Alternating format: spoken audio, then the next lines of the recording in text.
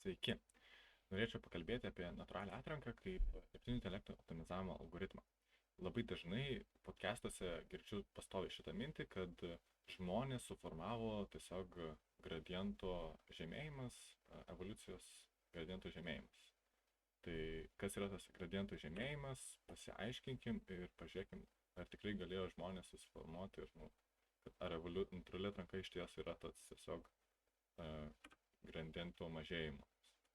Tai optimizavimas gradientu yra labai populiarus ir paprasčiausias turbūt optimizavimo metodas savo neuroniniam tinklui ar kažkokiam kitam modeliui.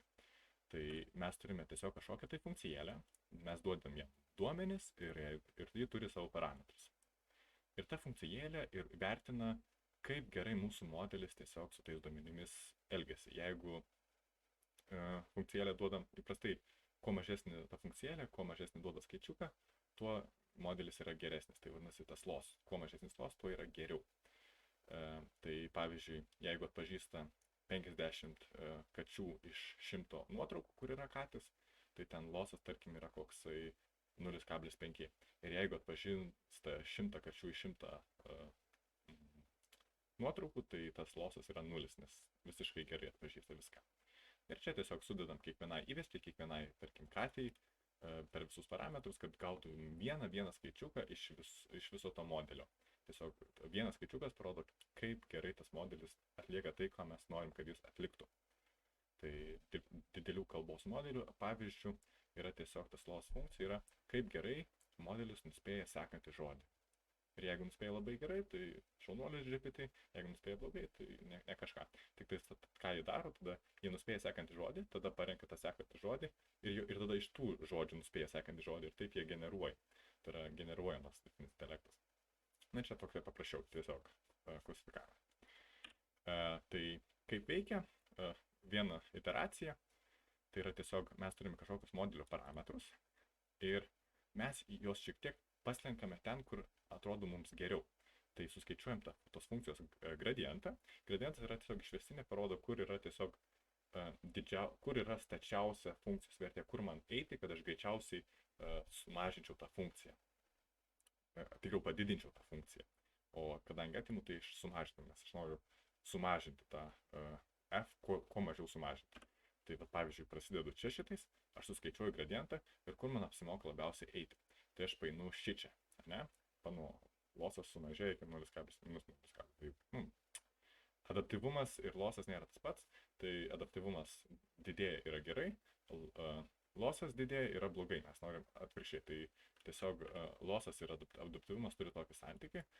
Evoliucinis adaptyvumas, kad adaptyvumas didelis yra gerai, lossas mažas yra gerai.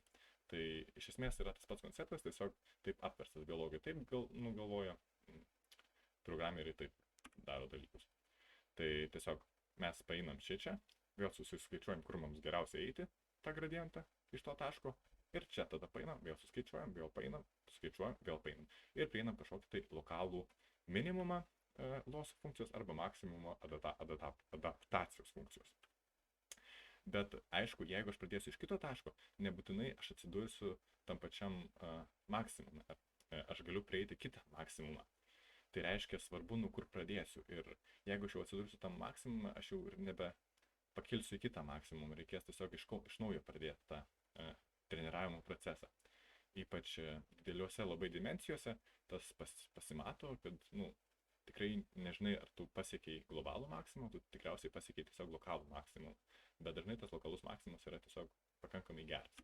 Tai tiesiog skaičiuoju parametrus ir painu. Ir dabar pabandykim ją tiesiog implementuoti organizmų atveju, tą funkciją sugalvoti.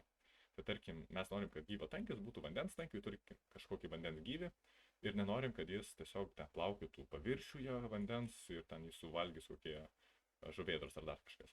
Ir nenorim, kad jis turėtų mažesnį tankį, tikriau didesnį tankį už vandenį, nes tada jis nuskęs į Marijanų ten įdubą ir paskęs ir ten jis slėgius sutraiškys.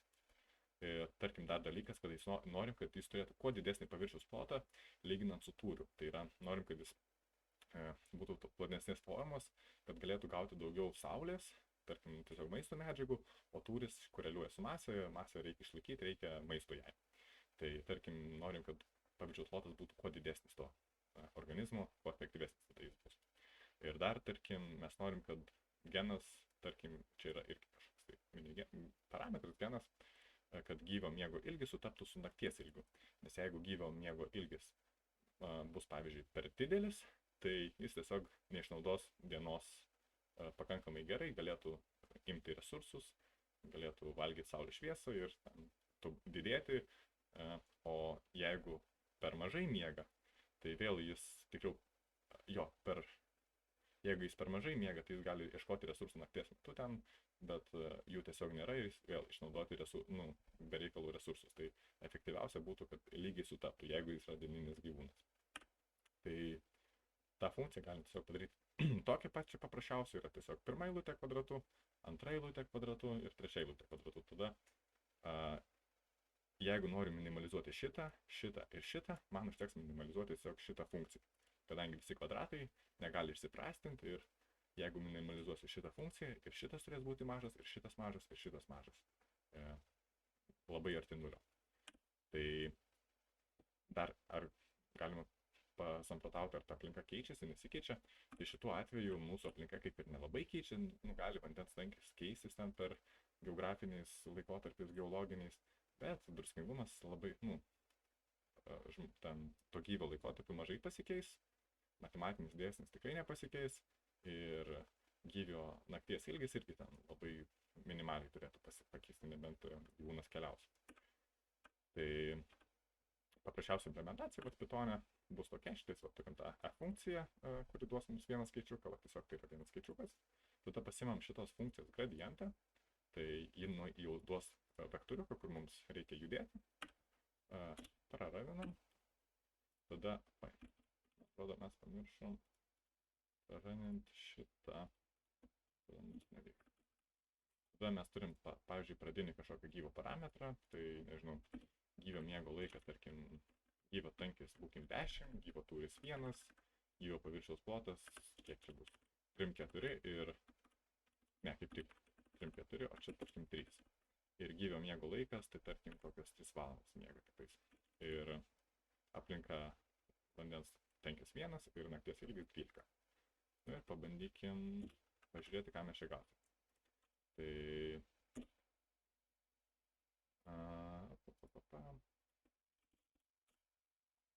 praėjo kažkiek tai kartų ir mūsų adaptyvumas didėja biškį. Dar pradedam, dar didėja ir, jeigu mes jį paplotinsim tą adaptyvumą, tai jis tiesiog matosi, kaip jis didėja. Kartų skaičius jis pabiškį didėja. Tai nieko keisto, bet dabar pažiūrėkim, kaip pasikeitė mūsų kaip keičiasi parametrai iš viso.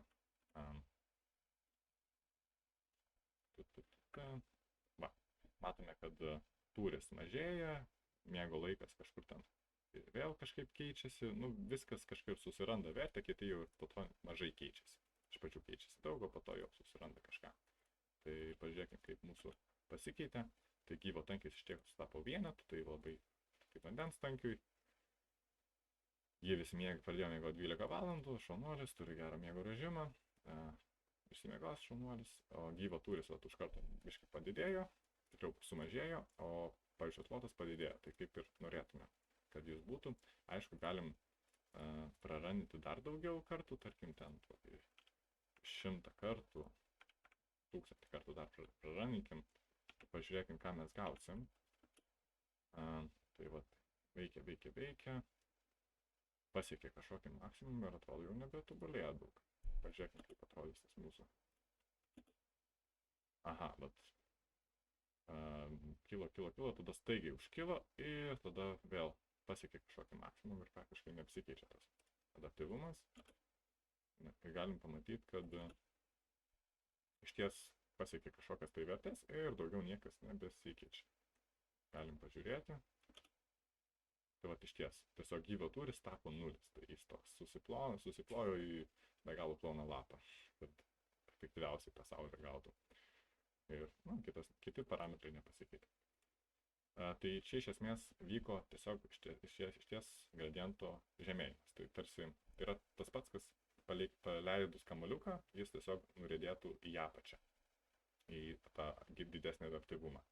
Tai paleidus prie mažesnio kalnių, dubelis jis į ją įriedės ir kitur nebridės, paleidus prie gilesnės, tai vėl gilesnį įriedės. Tik aišku, reikia suprasti, kad tas riedėjimas vyksta ne 2 ar 3 dimensijose, o tai vyksta n dimensija erdvėje. Tai mūsų atveju čia būtų 4 ar 6 dimensijos. Pabandykim pridėti plėšrūną, nes dabar yra statinė aplinka, jie visiškai nekito. Tiesiog buvo aplinka pastovi ir gyvūnas prie jos prisitaikė. O kas jeigu ta pati aplinka irgi keisis dėl kitų gyvūnų? Tai pridėkim, tarkim, plėšrūną ir jeigu gyvis yra greitesnis už plėšrūną, tai yra adaptyvu, jeigu negreitesnis, neadaptyvu. Tai va, tiesiog pridėkim dar vieną eilutę ir pridėkim plėšrūną, grinai su tais pačiais parametrais, tik tais atvirkščiai, jis nori kaip tik būti greitesnis už gyvį. Gyvis nori būti greitesnis už plėšrūną, plėšrūnas nori būti greitesnis už gyvį. Pažiūrėkim tada, vėl Python implementacija tokia vaikiškai paprasta. Ir pažiūrėkim, ką mes čia gausim. Inicializuokim kažkokius pradinių gyvių, pradinį plėšrūną, parametrus. Tas pats tiesiog pradėjom dar gyvio greitį ir plėšrūno greitį. Tai gyvis biškai greitesnis pradžioje. Ir daug kartų pasiimkim ir pažiūrėkim, ką čia gausim. Gavom, dar veikim, už kartų mažą, kas čia atsitiko. Plotinkim. Nelabai ir matosi. Tai pabandykim iš naujo paeiti ir pažiūrėti, kas jeigu tiesiog 100 kartų.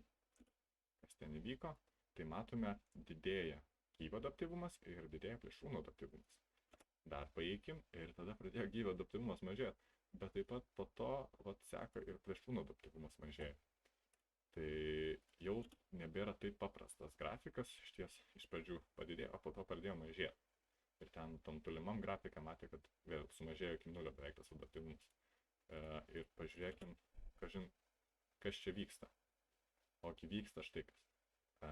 Gyvio greitis iš pradžių toks pat, net pradėjo žemėti, o plėšrūnų greitis pastoviai didėja ir pasiekęs didesnį už gyvio greitį, jam ten nereikia būti labai greitesniam, jis ten sumažėjo savo apsukas, bet gyvis, jį pradėjo labiau valgyti, išgyveno tik tie, kas greiti yra, ir vėl irgi pradėjo greitėti. Tai čia daug kartų ir jie tokios konkuravimus varžybos, kas greitesnis bus. Nes jeigu yra greitesnis, tai suvalgo, bet jeigu tas pagreitėja, tas irgi tai tokia difliktelė tarsi gaunasi ir tiesiog vienas su kitu konkuruoja ir abiejų greitis kyla. Bet tarkim, tas greitis taip pat koreliuoja su kažkokiu tai neefektyvumu judėjimu.